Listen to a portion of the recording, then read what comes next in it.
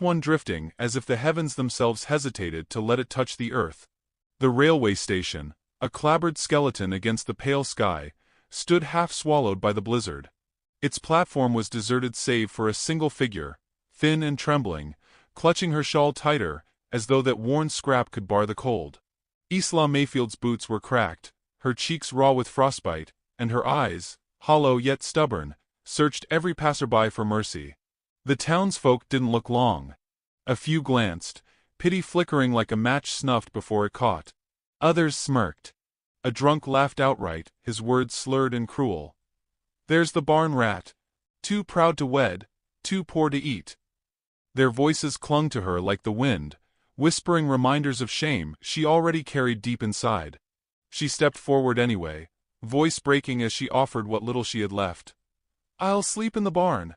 Just give me work." Her words scattered like seeds across frozen ground. No one bent to pick them up. The men tightened their coats, the women pressed their children closer, and the doors to the mercantile and saloon opened only to swallow warmth away from her. Her hunger was louder than their scorn. It roared in her belly, clawed at her throat. Yet Isla kept her back straight, for she had learned long ago that when one bends too much, the world breaks you in two. Pride had no place in her, but dignity, thin as the hem of her tattered dress, was all she owned. Snow whirled harder. Lanterns along the street swayed and hissed in the wind. She lifted her voice again, desperate now, almost pleading. "I'll work for nothing. Just, don't send me away."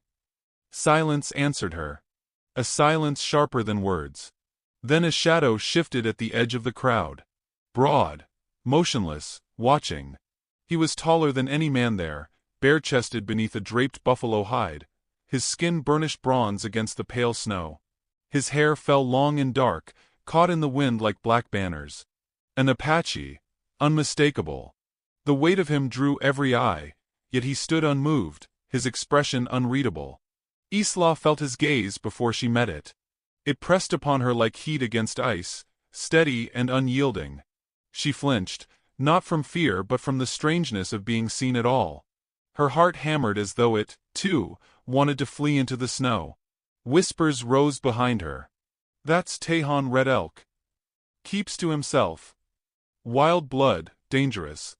The murmurs grew meaner, hungry for scandal. Better she rot than go with him. Isla's shame burned hotter than the cold. She lowered her head, as if that might make her invisible, though the ache in her chest knew invisibility had never been hers.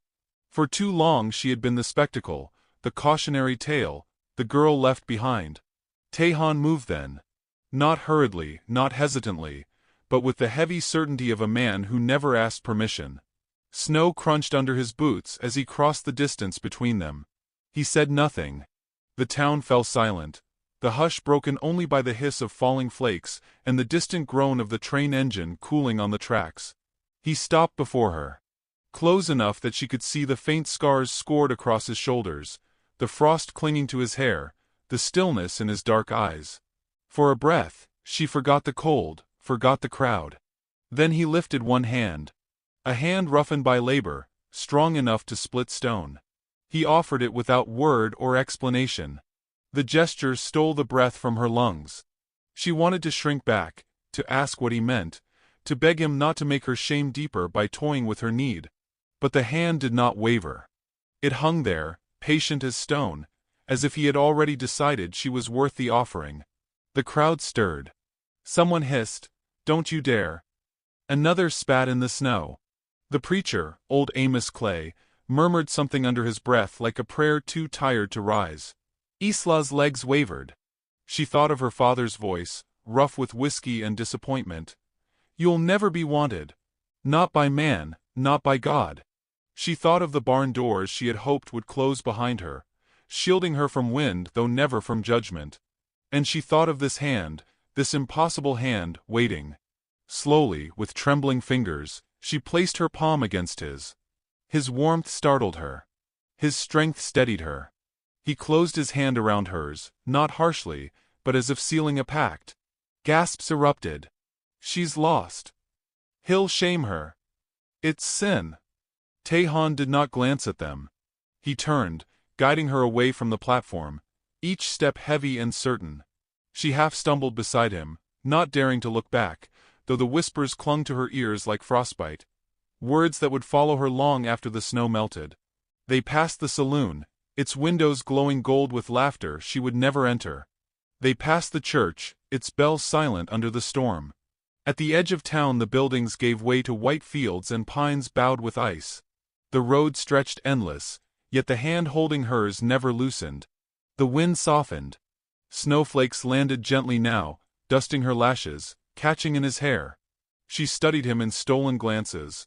The set of his jaw, the silence that seemed less emptiness and more a language she had yet to learn. Shame pressed on her, heavy, whispering she had gone too far, that she would never be welcome again. But beneath it stirred something else, small as a coal under ash, a wondering if perhaps being unwelcome was the first step toward belonging. The cabin came into view, half buried in snow at the edge of the woods. Smoke curled faintly from the chimney, fragile as thread against the storm. He stopped at the threshold, finally releasing her hand. She swayed with the loss of it. Tehan pushed open the door. The glow of fire spilled out, rich with the smell of pine smoke and iron. He stepped aside, waiting. Not commanding, not forcing, but waiting. Isla hesitated. Behind her lay town, with its cruel whispers and closed doors. Before her, silence and unknown. Her heart pounded with the weight of choice. She crossed the threshold. Inside, warmth wrapped her, startling after the bite of snow. A single fire burned low, casting shadows across rough-hewn walls. A table scarred by years of use. A bedroll in the corner, folded with deliberate care. Everything simple, yet everything alive with presence. She clutched her shawl tighter, unsure where to stand, unsure what she had just stepped into. He closed the door with a thud that sealed the storm outside. Then, without word, he moved past her, laying wood upon the fire, coaxing it to life until sparks leapt bright, and the room glowed amber. Isla's chest ached. She wanted to thank him, to explain she had asked only for a barn, nothing more. But her voice withered before it reached her lips. Instead, she watched him, the silent giant who had plucked her from a crowd eager to cast stones. She watched the flames rise, licking the shadows, painting his scarred shoulders in gold. And she wondered, was she safe, or had she merely traded one cage for another?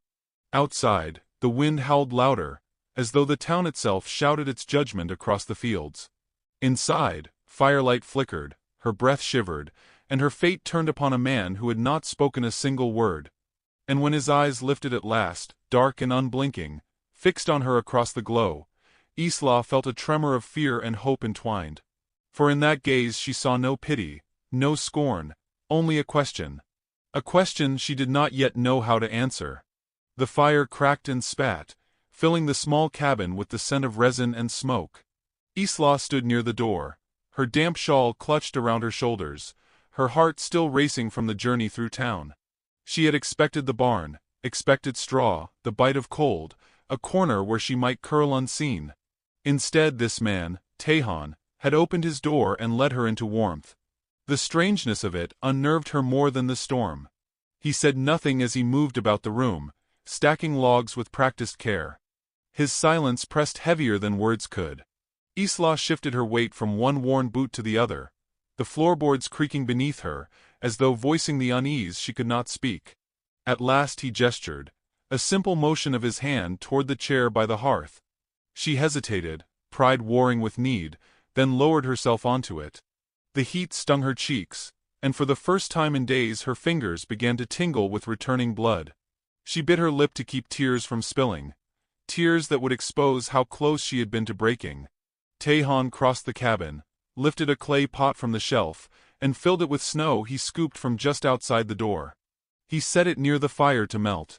The action was ordinary, yet deliberate, and she found herself studying him as one studies a foreign language, trying to find meaning in gestures, cadence in the rhythm of his silence. She wanted to thank him. The words perched on her tongue but refused to fly.